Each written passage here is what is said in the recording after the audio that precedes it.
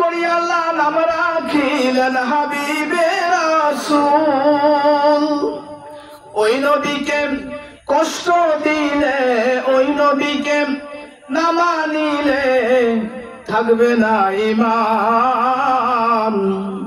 উম্মত বিনে কে বুঝিবে আমার এতিম নবীর শান। কথা ঠিক কিনা? ঠিক। আল্লাহ পাক রব্বুল আলামিন আমার নবীর সম্মান কিরকম দিয়েছেন হাদিস শরীফের মধ্যে আছে। হযরতে আমিনা আল্লাহর নবীর মাতা এবং তার দুধ মা হযরতে হালিমা, আল বিদায়া নিহার বিদরি ইবনে কাসির রাহমাতুল্লাহ আলাইহি সহিহ সনদে এই কথাটি এনেছেন, হাদিসটি এনেছেন যে দুজনে মিলে কথোপকথন করতেছে, বসে আলাপ আলোচনা করতেছে। হযরতে হালিমা সাদিয়া বলতেছেন, আমিনা আমি এই দুনিয়ার ভিতরে অনেক সন্তানের লালন পালন করেছি, অনেক সন্তান আমার এই হাতে লালন পালন করেছি, কিন্তু তোমার ছেলে মুহাম্মদ যত সুন্দর, এত সুন্দর সন্তান আমি জীবনে কোনোদিন দেখি নাই।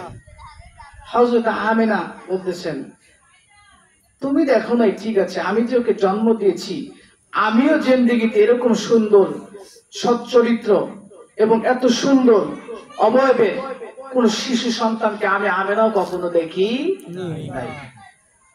আল্লাহ পাক রব্বুল আলামিন জিবরাইল আমিনকে বলেন, জিবরাইল এই জায়গায় আমার নবীর শান এবং মান নিয়ে কথা হইতেছে, তুমি একটু যাও, এরা তো আমার নবীর শান মান ফুটে তুলতে পারতেছে না, তুমি তো জিবরাইল যায় কিছু বলো। জিবরাইল আমিন আসলেন, ডাক দিয়ে বললেন, আমিনা এই মক্কা মদিনার তাইফ ছাড়া তুমি আমিনা কোন জায়গায় ঘুরছো? হযরতে আমিনা বললেন, আমি কোন জায়গায় ঘুরি নাই, 3টা শহর ছাড়া। জিবরাইল আমিন হযরতে হালিমাতুস সাদিয়াকে জিজ্ঞাসা করলেন, হালিমা এই মক্কা মদিনার তাইফ ছাড়া তুমি কোন জায়গায় ঘুরছো? ডাক দিয়ে বলি, কোন জায়গায় ঘুরি নাই। জিবরাইল আমিন ডাক দিয়ে বলে, আমিনা হালিমা শুনে নাও, আমি জিবরাইল, আল্লাহ পাক রব্বুল আলামিন আমাকে 600 দূরের পাখা দিয়েছেন, মুহূর্তের মধ্যে তামাম দুনিয়াকে আমি ঘুরে ঘুরে দেখতে পারি রে। তামাম দুনিয়ার মধ্যে আমি জিবরাইল কোটি কোটি কোটি কোটি বার ঘুরে ঘুরে দেখেছি, তোমার ছেলে মুহাম্মাদের মতো এত সুন্দর আমি কাউকে দেখি নাই। সুবহানাল্লাহ। আল্লাহ পাক রব্বুল আলামিন জিবরাইলকে ডাক দিয়ে বলেন, জিবরাইল এই কথা বলার জন্য কি তোমাকে পাঠাইছি? তুমি জিবরাইল দেখো নাই, তার মানে তোমার দেখার বাইরে অনেক কিছু আছে। আমি দেখি নাই মানে কি, আমার দেখার বাইরে অনেক কিছু আছে। জিবরাইল আমিনকে আল্লাহ পাক ডাক দিয়ে, জিবরাইল তুমি দেখো নাই, তার মানে তোমার দেখার বাইরে অনেক কিছু আছে। তোমার কথার দ্বারা আমার বন্ধুর সম্মান প্রকাশ পাইল না জিবরাইল, আমি আল্লাহ বলি তুমি শোনো। আমি আল্লাহ আমার ইজ্জতের কসম দিয়ে বললাম, জিবরাইল তামাম দুনিয়াকে আমি আল্লাহ পাক রব্বুল আলামিন বানিয়েছি, আসমানকে ছাদ বানিয়েছি, জমিনকে বিছানা বানিয়েছি রে জিবরাইল। তামাম দুনিয়ার মধ্যে সকল কিছু আমি আল্লাহ পাক রব্বুল আলামিন বানিয়েছি রে জিবরাইল। আমার বন্ধু মুহাম্মদকে আমি আল্লাহ পাক রব্বুল আলামিন যত সুন্দর করে বানিয়েছি, এত সুন্দর করে আমি আল্লাহ পাক রব্বুল আলামিন কাউকে বানাই নাই। তুমি জিবরাইল দেখবা কেমনে? সুবহানাল্লাহ বলবেন না? সুবহানাল্লাহ। আল্লাহ কয়, আমি তো বানাই নাই, তুমি দেখবা কেমনে? আমি যদি বানাইতাম তবে না দেখতাম। যে জিনিস সৃষ্টি হয় নাই দেখার কোন মানে আছে? দেখার কোন মানে নেই। এরকম দামি নবীর একটা দামি উম্মত হলো আমরা। মূল আলোচনার দিকে আমি এখনো যাই না, মূল আলোচনার দিকে আমি যাব। প্রথম আমি নবীর শান মানটা আপনাদের একটু বোঝানোর চেষ্টা করলাম সংক্ষিপ্ত আকারে। নবীর শান মান বলে শেষ করার মতো নয়। আয়েশা সিদ্দিকা রাদিয়াল্লাহু তাআলা আমাকে জিজ্ঞাসা করা হয়েছিল, মাগো আল্লাহ রাসূলের চরিত্র সম্পর্কে কিছু বলেন। আম্মা জান আয়েশা সিদ্দিকা রাদিয়াল্লাহু তাআলা আনহা বলেছিলেন, তোমরা কি কোরআন শরীফ পড়ো নাই? পুরা কোরআন শরীফ আল্লাহ রাসূলের চরিত্র। সুবহানাল্লাহ বলবেন না? তাহলে এমন একটা দামি নবীর দামি উম্মত হলো আমি আর আপনি। তাহলে আমার আপনার দাম আছে না নাই? আছে। অবশ্যই আছে। এইবার চিন্তা করতে হবে যে এই যে দামি নবী দামি উম্মত আমি আপনি হইলাম, এই নবীর উপর একটা কিতাব আল্লাহ পাক রব্বুল আলামিন দিয়েছেন। এই কিতাবের নাম কি? পবিত্র কোরআনুল কারীম। এই কোরআন কে আপনার বুঝতে হবে। কোরআনকে আপনি বোঝা যায়? বুঝতে পারবেন? আপনি কেউ আপনি একা একা আরবি পড়া শিখছে এরকম কোন লোক দেখাইতে পারবেন? যেমন দেখাইতে পারবেন? পারবেন না। শিক্ষকের কাছে যাইতে হবে। আল্লাহ পাক রব্বুল আলামিন বলেন, আমি আল্লাহকে যদি পাইতে হয় তিনটা রাস্তা তোমাকে অবলম্বন করতে হবে। কয়টা? তিনটা। মনে রাখবেন, কয়টা? তিনটা। এক নম্বর হলো মুরাকাবা। তিনটা ক্লাসে আপনাকে পড়তে হবে। তিনটা ক্লাসে যদি আপনি পড়তে পারেন তবে আল্লাহ পাক রব্বুল আলামিনকে আপনি পাবেন। না হলে এমনি আসা যাওয়া হবে কিন্তু দিদার হবে না। এই জন্য আমার শাইখ বলেছেন যে হাজিরি নামাজ হয় কিন্তু হুজুরি নামাজ নয়। পাঁচ ওয়াক্ত নামাজে মসজিদে আসতেছেন, নামাজ পড়তেছেন, ঠিক আছে, কিন্তু নামাজটা আসলে কি হুজুরি হচ্ছে? আল্লাহ রাসূল বলেছেন, লা সালাতা ইল্লা বি হুজুরি কলব। হুজুরি কলব ছাড়া নামাজ আপনার হবে না। আমি তো নামাজ আসতেছি, নামাজটা আমি জনসমক্ষে দেখতেছি, নামাজ লোকজন পড়তেছে, আমি নামাজ না পড়লে খারাপ দেখা যায়, এই জন্য আমি পড়তেছি, কিন্তু নামাজটা আসলে আল্লাহ পাক রব্বুল আলামিনের দরবারে গ্রহণযোগ্যতা রাখে কিনা এটা কি আমরা কেউ জানি? আর একটা জিনিস চিন্তা করেন যে আল্লাহ পাক রব্বুল আলামিন যেইভাবে নামাজ পড়তে বলছে ওইভাবে আজ পর্যন্ত 2 রাকাত নামাজ আমি আপনি পড়তে পারছি, এরকম গ্যারান্টি কেউ দিতে পারবেন না? আছে গ্যারান্টি? না, দিতে পারবেন না। তাইলে বাহাদুরি কিসের এত? তাহলে বাহাদুরি করার কোন দরকার আছে? দরকার নেই। আমি যদি কোরআনুল কারীম থেকে হাদিস শরীফ থেকে প্রমাণ করে দেই যে আল্লাহ পাক রব্বুল আলামিন বলেছেন যে দুনিয়ার জমিনে যদি কিছু শিখতে চাও, আমি আল্লাহকে যদি পাইতে চাও, যে ইলম তোমার কাছে নাই ওই ইলম যার কাছে আছে তার সোহবত থেকে তোমাকে ইলম অন্বেষণ করতে হবে। এই কথা যদি আমি কোরআন থেকে প্রমাণ করি আপনারা মানবেন? মানবো। সবার বলতে হবে মানবেন ইনশাআল্লাহ। মূল আলোচনা আমার ওটাই হবে। আমি ভূমিকা থেকে শুরু করতেছি, আপনারা সবাই শুনবেন তো? আমি মুসাফির, আপনারা সবাই আমার সাথে একসাথে দোয়া করে এরপর আমরা যাব। আল্লাহ পাক রব্বুল আলামিন 3 প্রকার ব্যক্তির দোয়া কখনোই ফেরত দেন না, তার ভিতরে একটা হলো মুসাফির। আমি আপনাদের মধ্যে কি মুসাফির? আশা রাখি আল্লাহ পাক রব্বুল আলামিন আমাদেরকে নিরাশ করবেন না।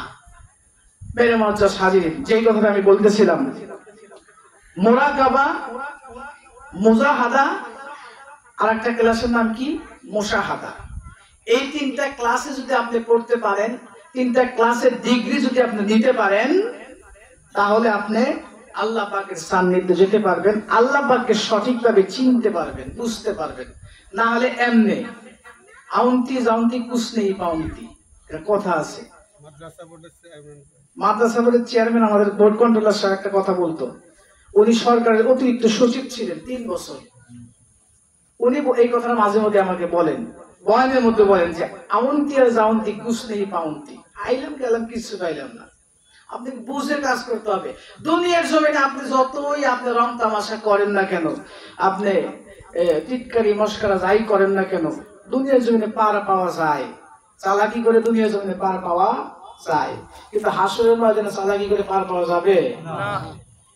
দুনিয়ার জমিনে একজন থেকে আপনি বুদ্ধি যদি একটু বেশি থাকে আর একজনের বুদ্ধি যদি একটু কম থাকে, আপনি পাম্পুল দিয়ে হেয়ার জিনিসটা খাইতে পারবেন দুনিয়ার জমিনে, হাসরের ময়দানে কি পারবেন? একটা কথা মনে করলো, এরপর আমি আলোচনা যাবো, বলবো। মাওলানা আশরাফ আলী থানভীর এক কিতাব আছে, কিতাবের নাম হলো মুসলমানের হাসি। এই জিনিস কিতাবের ভিতরে আমি একটা ঘটনা পড়ছিলাম, শিক্ষণীয় একটা ঘটনা, যে আপনার মাঝে মধ্যে আমি কথাটা বলিও। সেটা হলো 3 জন ব্যক্তি, 3টা বন্ধু রাস্তার মধ্যে বাড়াইছি। মুসাফির হালত তো বলতেছে যে ক্ষুধা তো লাগে গেল, 3 জন তো আসলাম, ক্ষুধা তো লাগছে, খাবার তো খাইতে হইব, খাবার তো কাছে নাই, তাই তো 3 জন 3 রাস্তায় যাই। তিন জায়গা থেকে খাবার অন্বেষণ করে আবার এই একই জায়গায় জমা হলো। তিনজন তিন দিকে চলে গেছে। যাওয়ার পর একজন পাইছে 2টা রুটি, কয়টা রুটি? আর দুজন একটা একটা করে পাইছে, মোট হলো 4টা রুটি। মানুষ কয়জন? 3 জন। আইছে তিনজন 3টা রুটি খাইছে, বাকি থাকে কয়টা? একটা। এখন একজন কয় একটা রুটি তো বাকি আছে, রুটিটা আমারই দাও, আমি যেহেতু বয়সে একটু মুরব্বী ভাব আছে আমার, রুটিটা আমারই দাও। কয় না, এটা হইব না, তুমিও সবাই সমান। ইনসাফ একটা গুরুত্বপূর্ণ জিনিস, ইনসাফ করতে হবে, অতএব রুটিটা থাক। তখন আরেকজন, আপনি দেখবেন বন্ধু বান্ধবের ভিতরে কিছু কিছু বন্ধু থাকে ক্রিটিক্যাল বুদ্ধি বেশি থাকে, থাকে না? দেখবেন আপনারা এমনি ফুসলা ফাসলা নিজে কোন জায়গাতে আপনারা কেমনে কি মারবো আপনি ঠিক পাইবেন না, এরকম বন্ধু অনেক আছে। যা হোক, একজনে কয় ঠিক আছে 3 জন ঘুমাসুম, আমি তো খাইছি, তো একটা করে খাইছি, তো পেটটা একটু ঠান্ডা হয়েছে, তো 3 জন ঘুমাসুম, যে সবচেয়ে ভালো স্বপ্নে দেখবে এই রুটিটা খাইব। ঠিক আছে, এবার যেই বুদ্ধিটা দিছে, দুজন তো সরল মনে বিশ্বাস করছে, দুজন ঘুমাই গেছে। এখন ও চিন্তা করতেছে যে এই স্বপ্নের বসায় থাকলে রুটি আমার কপালে নাই। ও করছে রুটিটা খায়া একবার ঘুমাইছে। আচ্ছা ঘুমাইছে, এরপর কিছুক্ষণ পর যখন ঘুম থেকে উঠছে, রুটি আবার ওর কাছে আছে, ওর কাছে রুটি জমা আছে, ও রুটি খায়া রিল্যাক্সে ঘুমাইছে। কিছুক্ষণ পর প্রথম লাফায় উঠছে, এই ওর স্বপ্নটাকে দেখছে রুটি আমার ব্যাগ দিয়ে আছে আজকে। দ্বিতীয় জন লাফায় উঠছে, দুজনে লাফায় উঠছে। ওই কি স্বপ্ন দেখলি? স্বপ্নে তো দেখলাম যে আমি পঞ্চম আসমানে গেছি, মুসা আল্লাহ সাল্লামের সাথে সাক্ষাৎ মাক্ষাৎ করলাম, সালাম বিনিময় করলাম, অনেক কথা মতা কইলাম, এরপর আসলাম। তো জামানার একজন জবরদস্ত পয়গম্বর ছিল মুসা আল্লাহ সাল্লাম, তার সাথে সাক্ষাৎ করছি, এর সাথে ভালো স্বপ্ন আর কি হইতে পারে? তাও আবার পঞ্চম আসমানে যায়া। তাই রুটি আমার ভাগ্যে আছে, রুটিটা আমার দাও, আমি খাই। দ্বিতীয় জনকে তুমি যে আর কি কও, তুমি তো পঞ্চম আসমানে গেছো, আমি তো একেবারে আল্লাহর আরশ দিয়ে ঘুরে আইছি, আল্লাহ সিয়ার শব্দেই আইছি। তুমি তো পঞ্চমে আছো, আমি তো 7-এ আছি, তোমার উপরে আছি, রুটিটা আমার ভাগ্যে দরকার, রুটি আমার ভাগ্যে আছে, রুটি আমারে দাও, আমি রুটিটা খাই। আর যে বেটা রুটি খাইছে ও কিছু কয় না, ও চুপ করে আছে। ওই কেন তুই কি স্বপ্ন দেখলি? ক একটু আগে আগে বসি, আমরা আগে বসি, মেহরবানি করে আগে বসি। যা হোক, যে কথাটা বলতেছিলাম, বেটারে ডাক দিয়ে কইছে যে তুই কি স্বপ্ন দেখছিস? আমরা তো দুইজনেই কইলাম, তোরটাও কম। কয় ভাই আমার স্বপ্নের কি কমু? থাকা কমু না। কয় না ক, আমাকে দুজনে তা কইলাম, তোরটাও কয় হুনি। কয় না কমু না, থাকা। তোরা ভয় পাবি। কয় না ক, দুজন কইলাম, তুই বাদ থাকবি কে? ক। কয় ভাই কোশ না, আমি হবাই ঘুম ঘুম ভাব। এমন সময় দেখি আজরাইল আলাইহিস সালাম লাঠি একটা নিয়ে আমার সামনে দাঁড়াইছে। তারা কয় বাসপা যদি চাষতে রুটি খা, বাসপা যদি চাষতে রুটি খা, নাহলে মারলাম একটা বাড়ি। ভাই আমি কি করুম, ভয়ে রুটি খাইয়া লাইছি। বাকি 200 কয় আমাকে ডাক দিবি না তুই? তুমি হলি সপ্তম আসমানে, তুমি হলি পঞ্চম আসমানে, ডাকাটা কম করছি নাকি? কেউ তো হলো নাই, টাকা নাকি বহুত করছি। তুমি সপ্তম আসমানে আল্লাহ আরশে ঘুরতেছো, তুমি পঞ্চম আসমানে ঘুরতেছো, আমি একা একা এই জায়গায় পড়ে আছি, আমাকে জান তো বাঁচানো লাগবে। ভয়ে আমি রুটি খাইয়া লাইছি।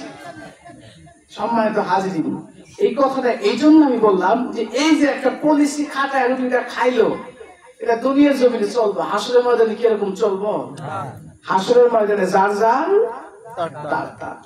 মেরে মজ্জা হাজিরিন, যে কথাটা বলতেছিলাম যে মুরাকাবা লাইনটা কিরকম, আপনি জীবিত অবস্থা থাকাকালীন চক্ষু বন্ধ করে মৃত্যুর মুরাকাবা করবেন। এই খেয়ালে খেয়াল ইবাদত করার নাম হলো মুরাকাবা। আর মুজাহাদা হলো আল্লাহ দেখেন, আল্লাহ দেখেন, আল্লাহ দেখেন, এই খেয়ালে খেয়াল ইবাদত করার নাম হলো মুজাহাদা। আর আমি আল্লাহকে দেখি, আল্লাহ আমাকে দেখে, এই খেয়ালে খেয়ালে ইবাদত করার নাম হলো মুশাহাদা। এই তিনটা লাইন যদি আপনি ক্লাস করতে পারেন তাহলে আপনি আল্লাহকে পাবেন। এবার কথা হলো তিনটে লাইনে ক্লাস করার জন্য, যে কোনো জায়গায় ক্লাস করার জন্য একটা শিক্ষকের দরকার আছে না নাই? অবশ্যই আছে। শিক্ষক কিরকম হতে হবে? পারদর্শী হতে হবে। যেরকম একটা ইঞ্জিনিয়ার সরাসরি পলিটেকনিক থেকে ডিপ্লোমা শেষ করে সে ইঞ্জিনিয়ারিং করতে পারে না, 3 মাস তাকে ইন্ডাস্ট্রিয়াল অ্যাটাচমেন্ট করতে হয়, এরপর একটা দক্ষ ইঞ্জিনিয়ারের সাথে চলতে হয়।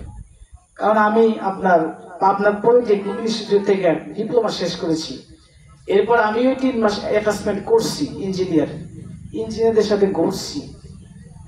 তার মানে বোঝা গেল একটা ডাক্তার যখন মেডিকেল পড়া শেষ করে আর একটা দক্ষ ডাক্তারের পিছনে ঘুরতে হয়, না হলে পয়লা কোনো সময় অপারেশন করা যায় না।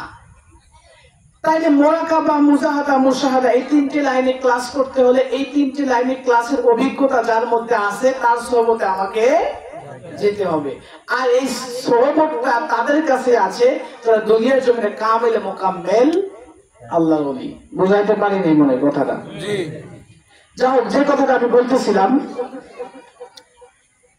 পবিত্র কুরআনুল কারীম থেকে আমি আপনাদের প্রমাণ করে দেব, দলিল দিয়ে দিব যে আল্লাহ পাক রব্বুল আলামিন স্বয়ং নিজে বলেছেন যে ইলম তোমার কাছে নাই, এই ইলমটা যার কাছে আছে তার সোহবতে তুমি সময় লাগাও। এটা কে বলেছেন? আল্লাহ পাক রব্বুল আলামিন বলেছেন। আজকে আমার আলোচনার বিষয় হবে সূরাতুল কাহাফ থেকে। সূরাতুল কাহাফ থেকে সংক্ষিপ্ত আকারে আমি কথাগুলো বলে আপনাদের কাছ থেকে বিদায় নেব। আপনাদের কষ্ট আমি দিব না। তো যে কথাটা বলতেছিলাম, সম্মানিত হাজিরিন, এই যে দুনিয়াতে একটা সময় আমি ছিলাম না, এখন আছি, আবার একটা সময় থাকবো না। তার মানে বোঝা গেল আমার পূর্বে যে লোকগুলা ছিল তারা আজকে দুনিয়ার জমিনে নাই। যেরকম একটা জিনিস খেয়াল করেছেন কিনা আমি জানি না, দেখবেন ছোট্টবেলা যখন মসজিদে আমি যেতাম, আপনি যেতেন, দেখবেন মুরব্বীরা কি বলতো, সামনের কাতারে বসলে কি বলতো? পিছনে যা বলতো। আপনাদের মনে বলে না? আমাদের ওদিক বলে, আমারই কত দিছে পিছনে, সামনের কাতারে যদি আগে যা বসতাম, একবারে বারান্দার উপরে খাতার দিয়ে একটা থাকতে সেই জায়গায় আমাদের দিত, ছিল না বিদায় বারান্দাতেই দিত। কিন্তু এখন বর্তমান সময়ে যদিও আমি পিছনে লুকাইয়া থাকলেও আমাকে দেখে সামনে দেয়, হুজুর যান, সামনে যান। তার মানে কি বোঝা গেল? সামনের কাতারে যে লোকগুলো ছিল তারা আজকে নাই।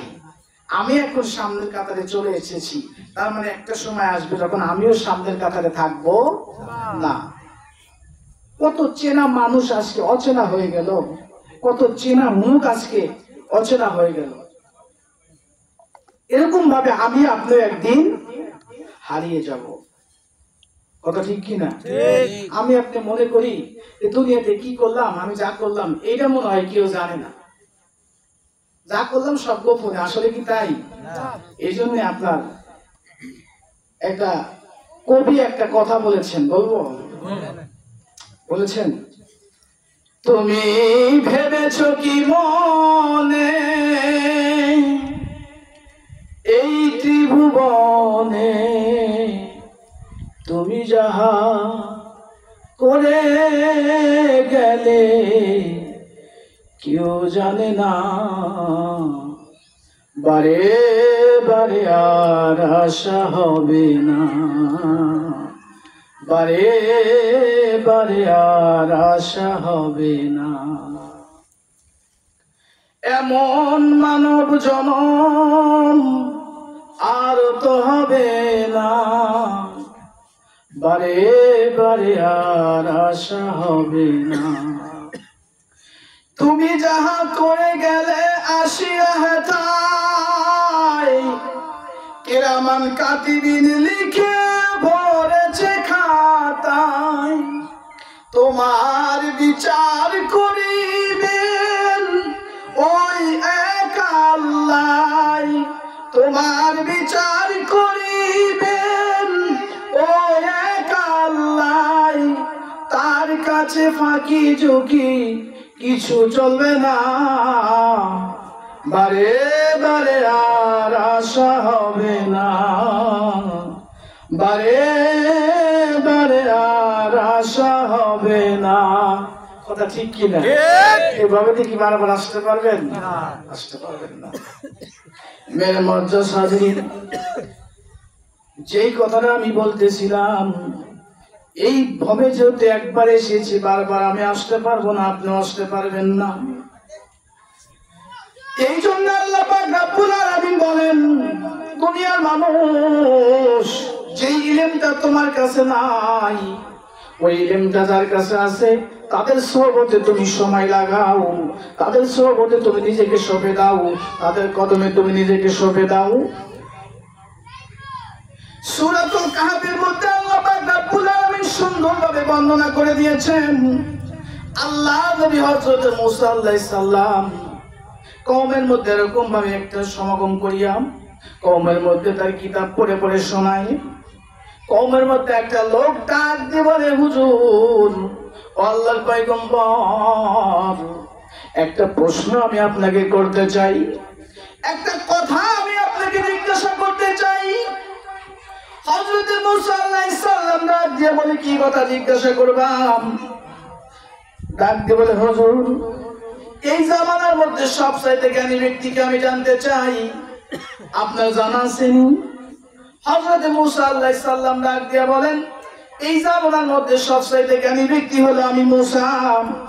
কারণ হলো যেই জামানায় যেই পয়গম্বর থাকে, ওই পয়গম্বরের মধ্যে জ্ঞানী কোনো লোক আর থাকে না।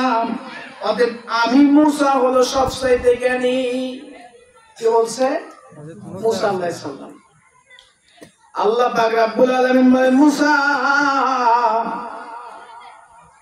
তুমি সবচাইতে জ্ঞানী কথাটা তুমি ভুল বললা। আমি আল্লাহ পাক রব্বুল আলামিন দুনিয়ার জমিনের মধ্যে এমন একটা বান্দাকে তৈরি করেছি, এমন একটা বান্দাকে রেখে দিয়েছি, যার ইলম তুমি মুসার চাইতে আমি আল্লাহ পাক রব্বুল আলামিন শত গুণে আমি আল্লাহ পাক রব্বুল আলামিন তার ইলমকে বাড়িয়ে দিয়েছি। মুসা আলাইহিস সালাম আল্লাহ পাক রব্বুল আলামিনকে ডাক দিয়ে বললেন, কাইফা বিহি, আল্লাহ আমি কেমনে তার কাছে যাব, আর সে কোন জায়গায় থাকে? আল্লাহ পাক রব্বুল আলামিন বলেন, মুসা, দুইটা সমুদ্রের মিলনস্থল, দুইটা সমুদ্র যেখানে একত্রিত হয়েছে, এমন একটা জায়গায় তুমি আমার এই বান্দাকে পেয়ে যাবে। তুমি আমার এই বান্দার কাছে চলে যাও। এমন একটা ইলম আমি আল্লাহ পাক রব্বুল আলামিন তাকে দান করেছি, ইলমে মারিফাত, ইলমে লাদুনি, ইলমে হুজুজ, ইলমে হুবাদান। আমি আল্লাহ পাক রব্বুল আলামিন তাকে ওই ইলমগুলো দান করেছি, যে ইলম আমি আল্লাহ পাক রব্বুল আলামিন তুমি মুসাকে দান করি নাই।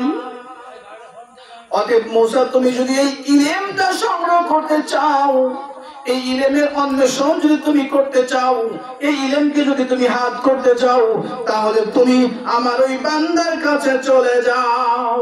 কে বললো? আল্লাহ পাক রব্বুল আলামিন বললেন। এবার মুসা আলাইহিস সালাম বলেন, আল্লাহ যাবো তো, রাস্তা চিনবো কেমনি?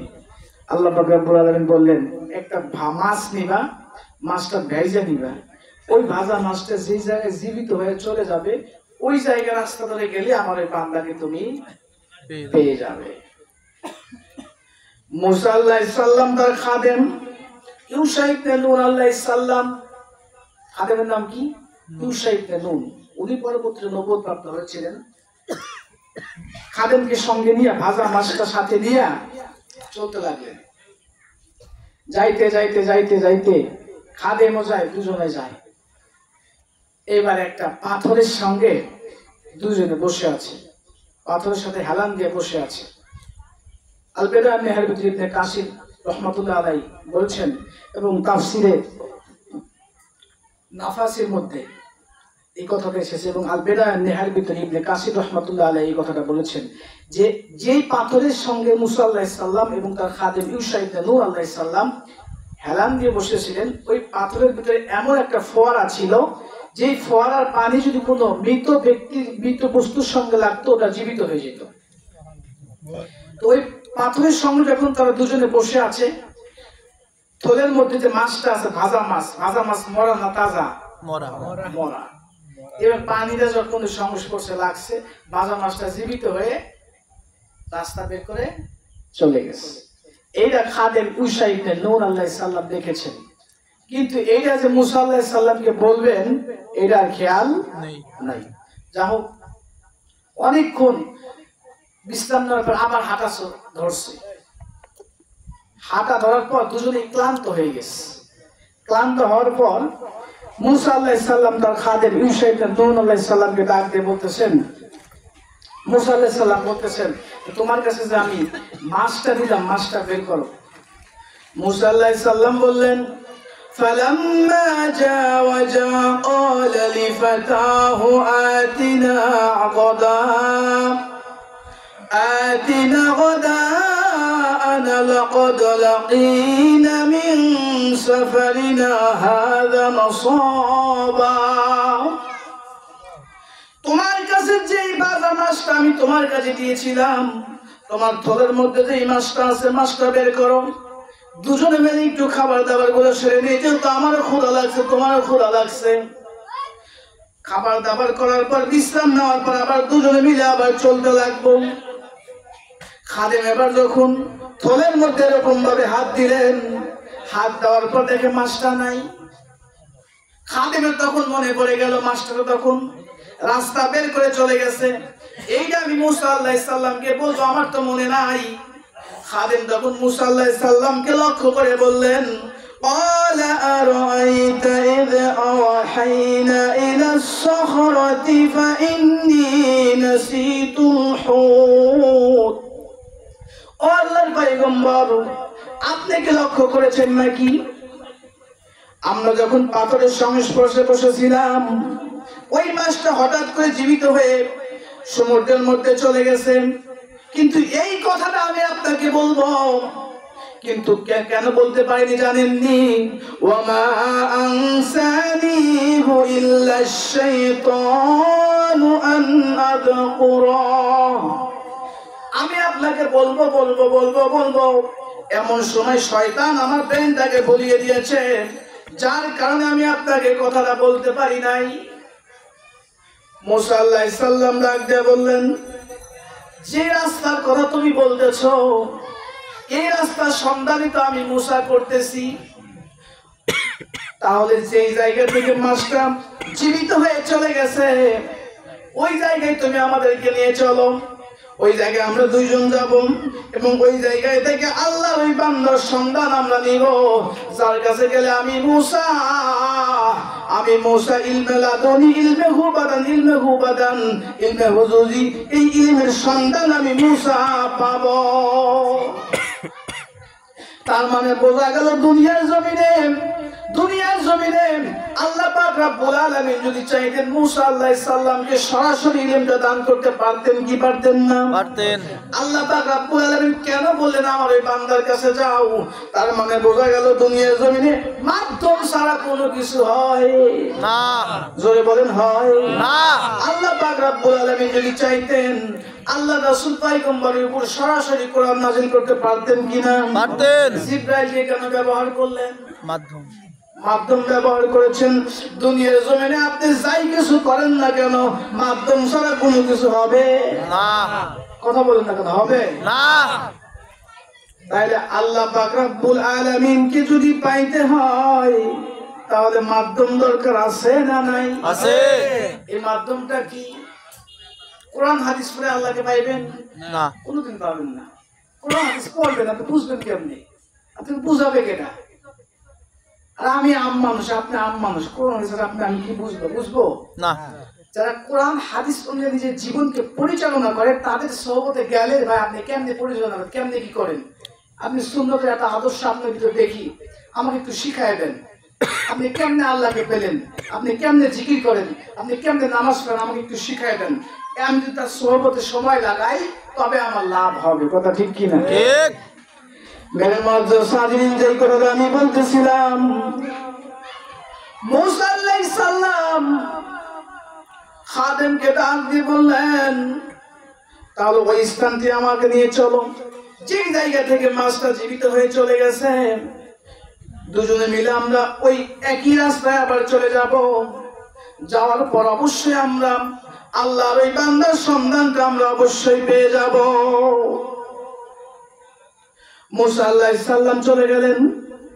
বুখারীর বর্ণনার মধ্যে আছে মুসা আলাইহিস সালাম যখন সামনাসামনি চলে গেলেন, দুই নদীর মিলনস্থলের সামনে যখন চলে গেলেন, যাওয়ার পর দেখলেন একজন লোক চাদর মুড়ি দিয়ে বসে আছে। কি মুড়ি দিয়ে? চাদর মুড়ি দিয়ে। মুসা আলাইহিস সালাম গেলেন, ফাসাল্লামা, সালাম দিলেন। সালামটা পাওয়ার সঙ্গে সঙ্গে ওই যে ব্যক্তি ছিল হযরত খিজর আলাইহিস সালাম, তার নাম ছিল হযরত খিজর আলাইহিস সালাম। তিনি বললেন, বিআন্না বিআরদিকা মিনাস সালাম, এই জমিনের মধ্যে আবার সালাম আসলো কোন জায়গা থেকে? এই সালাম তো সাধারণত শরীয়তের জমিনে চলে, সালাম হলো শরীয়তের একটা পন্থা, কিন্তু আমি যেই জামানার মধ্যে থাকি, আমি যেই যুগের মধ্যে থাকি, এই যুগে তো কোনো সালামের প্রচলন নাই। এই জায়গায় সালাম আসলো কেমন করে? মুসা আলাইহিস সালামকে ডাক দিয়ে বলেন, আপনি কে? মুসা আলাইহিস সালাম ডাক দিয়ে বলেন, আনা মুসা, আমি হলো মুসা। আপনি কি বনি ইসরাইলের মুসা? হ্যাঁ, আমি বনি ইসরাইলের মুসা। তা আমার কাছে কি চান? আমার কাছে আপনি কি চান?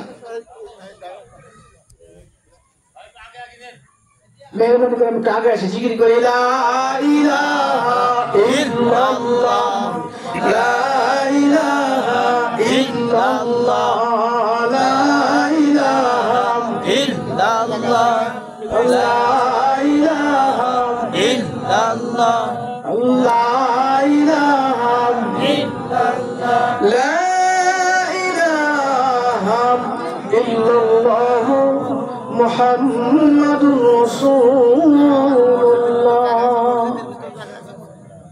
মেরে মুআজ্জাজ হাজিরিন, যেই কথাটা আমি বলতেছিলাম, মুসা আলাইহিস সালাম ডাক দিয়ে বললেন, আমি আপনার কাছে এসেছি কেন জানেননি? আল্লাহ পাক রব্বুল আলামিন আমাকে আপনার কাছে পাঠিয়েছেন। কেন পাঠিয়েছেন জানেননি? কেন পাঠিয়েছেন বলেন?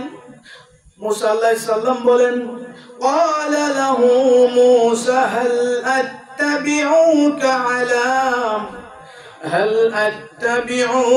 আলা আন তুআল্লিমান মিম্মা উল্লিমাকা রুশদা। আল্লাহ পাক রব্বুল আলামিন আপনাকে যে ইলমে লাদুনিটা দিয়েছেন, আল্লাহ পাক রব্বুল আলামিন যে ইলমে মারিফতটা আপনাকে দান করেছেন, ইলমে হুবাদানটা আপনাকে দান করেছেন, যেই গোপন ইলমটা আল্লাহ পাক রব্বুল আলামিন আপনাকে দান করেছেন, এই ইলমটা আমি মুসাও শিখতে চাই। এই ইলমটা শেখার জন্য আল্লাহ পাক রব্বুল আলামিন আমাকে আপনার কাছে পাঠিয়েছেন। আমি আপনার সোহবতের সময় লাগিয়ে এই ইলমটা আমি হাসিল করতে চাই।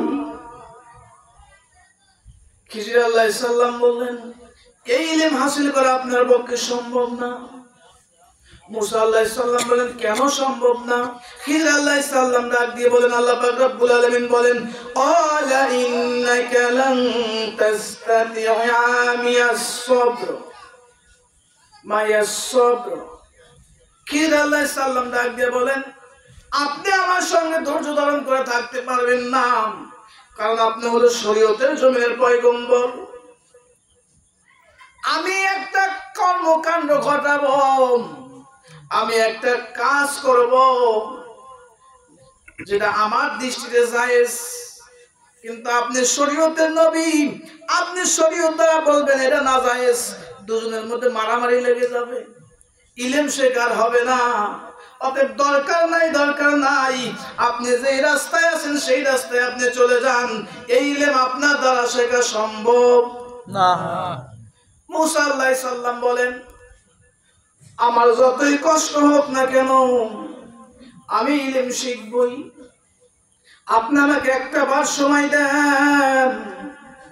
খিজির আলাইহিস সালাম পরক্ষণে আবার ডাক দিয়ে বলেন, ওয়া কাইফা তাসবিরু আলা মা লাম তুহিত বিহি খুবরা। যে বিষয় আল্লাহ পাক রব্বুল আলামিন আপনাকে ইলম দান করেন নাই, জ্ঞান দান করেন নাই, এই বিষয়ে আপনি ধৈর্য ধারণ করবেন কেমন করে? অথবা আপনি ধৈর্য ধারণ করতে পারবেন না, আপনি চলে যান। মুসা আলাইহিস সালাম বলেন, ক্বালা সাতাজিদুনি ইনশাআল্লাহ شاء الله صبيرا ولا عاصي لك أمرا আল্লাহ পাক রব্বুল আলামিন যদি চায়, আল্লাহ পাক রব্বুল আলামিন যদি আমাকে তৌফিক দেয়, আমি কথা দিলাম আমি ধৈর্যশীল থাকবো। আমাকে সর্ব অবস্থায় আপনি ধৈর্যশীল পাবেন। কে বললো?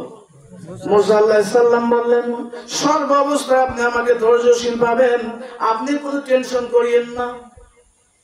খিজির আলাইহিস সালাম বললেন, ধৈর্যশীল থাকেন ঠিক আছে, কিন্তু আমার ক্লাসে ভর্তি হতে হলে একটা শর্ত আছে। প্রত্যেকটা স্কুল কলেজে ভর্তি হতে গেলে কিছু রুলস থাকে না? থাকে কি থাকে না? থাকে। ওঠাউঠি করলে আমি বয়ান বন্ধ করে দিব। আপনার কি খারাপ লাগতেছে? না। খারাপ লাগলে বলবেন, আমি দোয়া করে দিব। এরকম ভাবে ওঠাউঠি করলে মজমাটা আদব নষ্ট হয় না? মনে কষ্ট দিলেন না। আমার কথা বুঝতে গিয়ে আপনাদের অসুবিধা হচ্ছে? আমি কি কোরআন হাদিসের বাইরে কোনো কথা বলতেছি? কোনো কিসসা কাহিনী বলতেছি? সম্মানিত হাজির, খারাপ লাগলে বলবেন, আমি দোয়া করে দিব। মেরে মজা স্বামী, যে কথাটা বলতেছিলাম, কোথায় এটা ঠেকাইলাম? ধৈর্য। খিজির আলাইহিস সালাম বললেন, আমার ক্লাসে ভর্তি হতে হলে কিছু রুলস দরকার আছে, রুলস কি আপনি মানতে পারবেন? মুসা আলাইহিস সালাম বলেন, কি রুলস বলেন? খিজির আলাইহিস সালাম ডাক দিয়ে বলেন, ক্বালা ফাইন ইত্তাবা'তানি ফালা তাসআলনি আন শাইইন হাত্তা উহদিস লাকা মিনহু যিকরা। আপনি আমার অনুসরণ করতে পারবেন ততক্ষণ পর্যন্ত আমার ক্লাসে ভর্তি হওয়ার রুলস হলো একটাই, সেটা হলো আমি নিজে থেকে যতক্ষণ না পর্যন্ত আপনাকে কোনো কথা বলবো ততক্ষণ পর্যন্ত আপনি আমার সঙ্গে কোনো কথা বলতে পারবেন না। আমি নিজে থেকে আপনাকে যতক্ষণ পর্যন্ত কিছু না বলবো ততক্ষণ পর্যন্ত আপনি আমাকে কিছু বলতে পারবেন না। আপনি আমাকে কোনো জেরা করতে পারবেন না, জিজ্ঞাসা করতে পারবেন না। আমি যদি নিজে থেকে আপনাকে কিছু বলি তখন আপনি আমার কথার জবাব দিবেন, এর আগ পর্যন্ত আপনি আমার সঙ্গে কোনো কথা বলতে পারবেন না। মুসা আলাইহিস সালাম বলেন, ঠিক আছে, এটা কোনো শর্ত হইল নাকি? ঠিক আছে। খিজির আলাইহিস সালাম মুসা আলাইহিস সালাম চলতে লাগলেন। বুখারীর বর্ণনার মধ্যে আছে, বুখারীর 122 নম্বর বর্ণনার মধ্যে আছে, ফান্তলাকা দুজনে চলতে লাগলেন। হাঁটতে হাঁটতে হাঁটতে হাঁটতে সামনে বিশাল একটা নদী পড়ে গেল, সমুদ্র পড়ে গেল। সমুদ্রের মধ্যে, নদীর মধ্যে পার হওয়ার জন্য কিসের দরকার? নৌকা। নৌকার দরকার। দুজনে মিলে দাঁড়াইলেন, কিনারায় দাঁড়াইলেন। একটা গরিব মানুষ মাঝি নৌকা, নতুন একটা নৌকা নিয়ে তাদের সামনে আসলো। খিজির আলাইহিস সালামকে দেখে সালাম দিলেন, আসসালামু আলাইকুম। সালামের জবাব দিলেন, হুজুর আমি আপনাকে চিনতে পেরেছি, আপনি তো খিজির আলাইহিস সালাম। খিজির আলাইহিস সালাম পরিচয় করে দিলেন যে আমি তো খিজির আলাইহিস সালাম, আমাকে চিনেছো, ইনি হলো বনী ইসরাইলের নবী হযরত মূসা। দুজনকে নৌকার ভিতরে উঠাইলেন। নৌকার ভিতরে উঠানোর পর নৌকা পার করলেন। পার করার পর নামায় দিলেন, কিন্তু টাকা পয়সা কিছু নিলেন না। এত বড় দামি একটা পয়গম্বর, জামানার ভিতরে সবচেয়ে জ্ঞানী লোক, কিন্তু কাছে টাকা নেওয়া দরকার না। আলেম আমাদেরকে সম্মান করে না? অনেকে করে, কিন্তু ভাড়া যখন দিলেন না, বিনা পয়সায় পার করে দিলেন।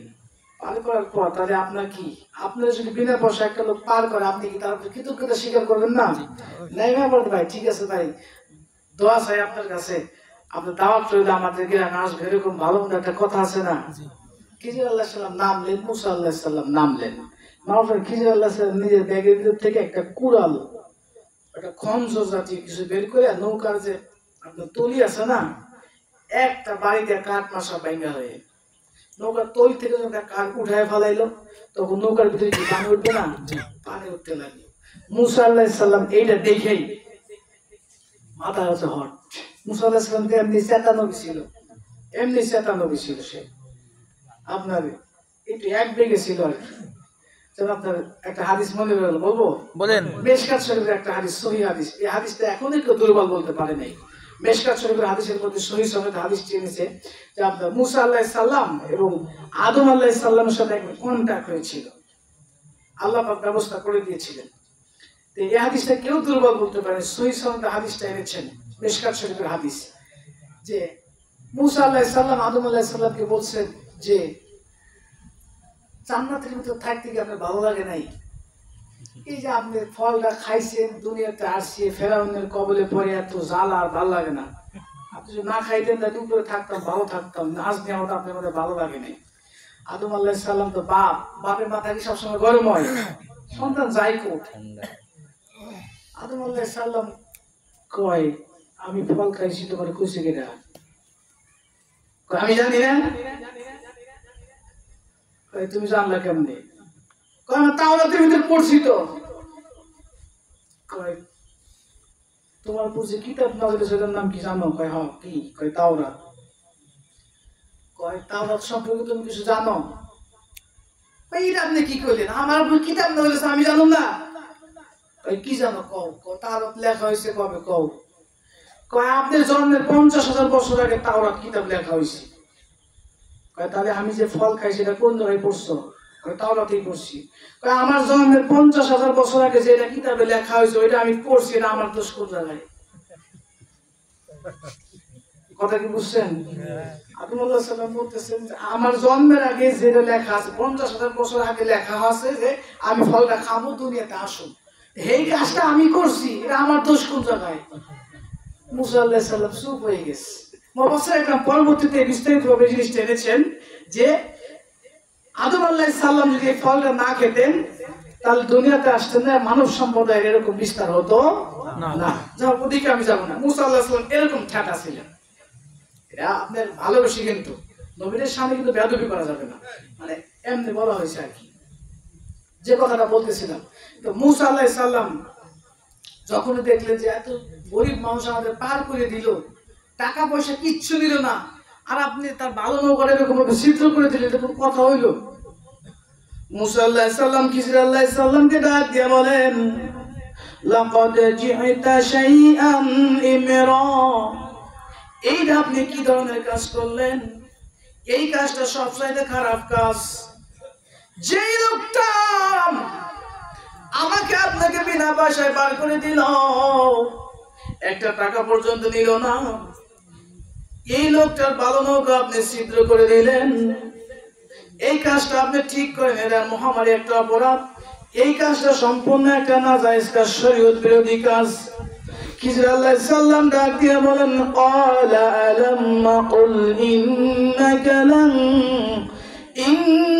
লান তাসতাতিআ মা'আস সাবর, আমি আপনাকে আগেই বলেছিলাম আপনি মুসা আমার সঙ্গে ধৈর্য ধারণ করে থাকতে পারবেন না, কারণ আমি আমার ইলম দ্বারা একটা কর্মকাণ্ড ঘটাবো, আর সেটা আমার কাছে জায়েজ, কিন্তু আপনার শরীয়ত দ্বারা আপনি বিচার করে বলবেন এটা না জায়েজ, দুজনের মধ্যে ঝগড়া লেগে যাবে।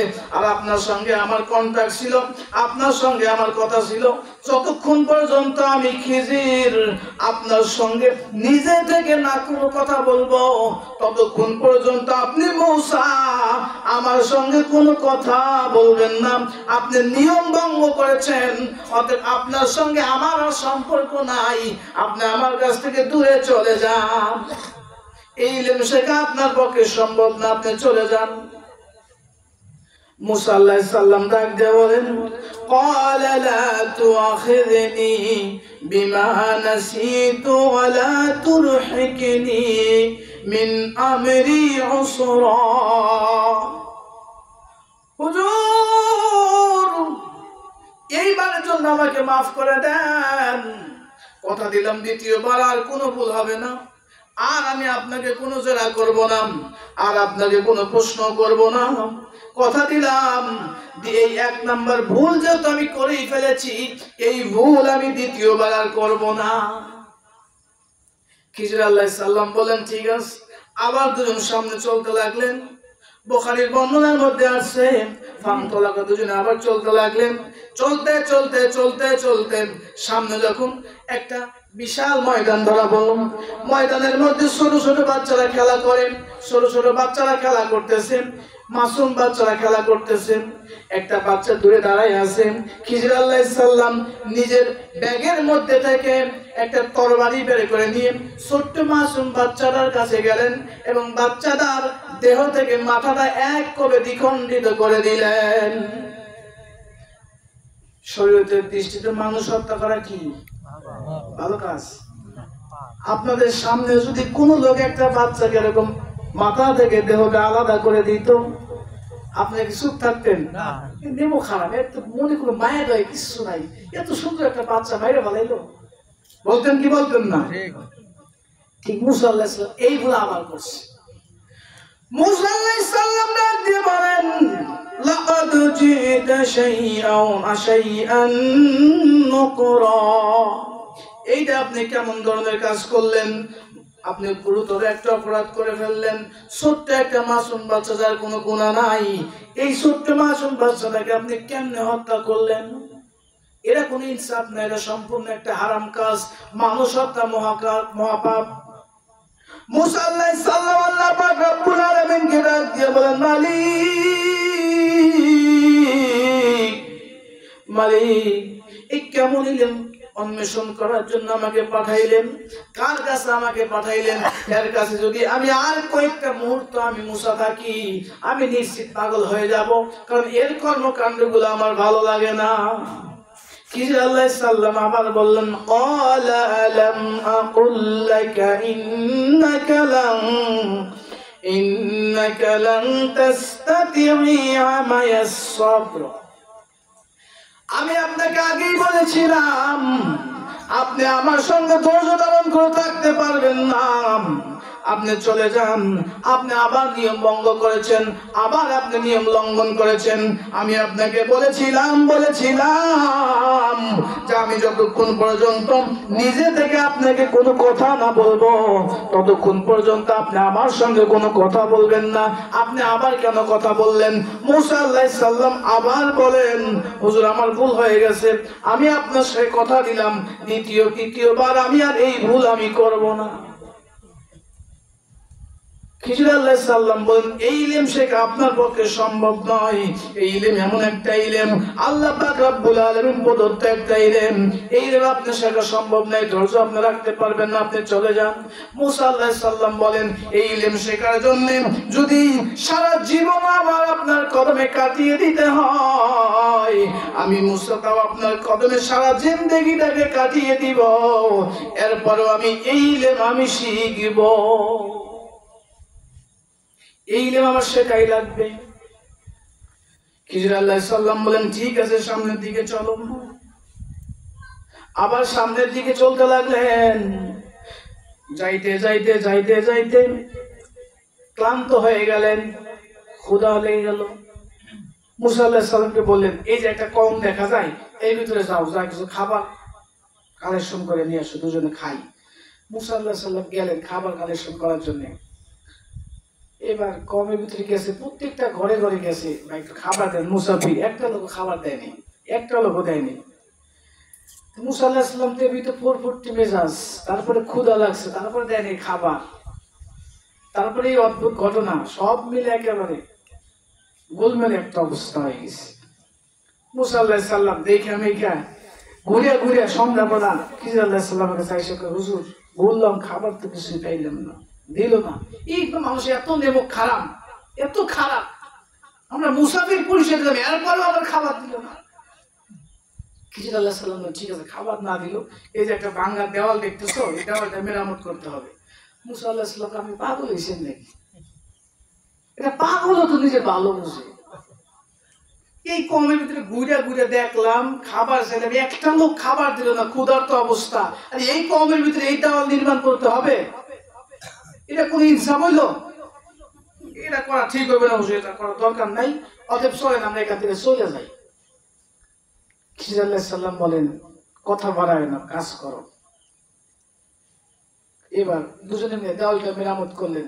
খিজির আলাইহিস সালাম বললেন, আমার সঙ্গে তোমার থাকা চলবে না, তুমি নিয়ম নিয়ম 3 বার লঙ্ঘন করেছো। তুমি, আমি বলেছি আমি যতক্ষণ পর্যন্ত নিজে থেকে কিছু না বলবো ততক্ষণ তুমি কিছু বলতে পারবা না, কিন্তু তুমি নিয়ম সীমা লঙ্ঘন করে ফেলেছো, দরকার নাই, তুমি চলে যাও। মুসা আলাইহিস সালাম ডাক দিয়ে কয়, হুজুর আমি চলে যাব ঠিক আছে, কিন্তু যেই কর্মকাণ্ডগুলো আপনি আমার সামনে ঘটিয়েছেন এগুলোর হাকিকত আমি মুসা জানতে চাই। এগুলোর হাকিকত না জেনে আমি মুসা যাব না। হাকিকত গুলো আমাকে বলেন।